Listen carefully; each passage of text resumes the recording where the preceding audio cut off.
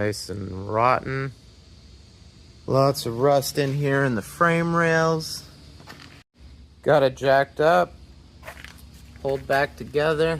Got down to some metal here. And here's our first bit of reinforcement.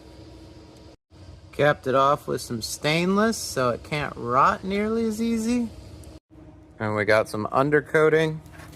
Coated it up real nice. 2 metal sheets this way. Welded seam down the middle. Here we are, all welded up. There it is, all coated up.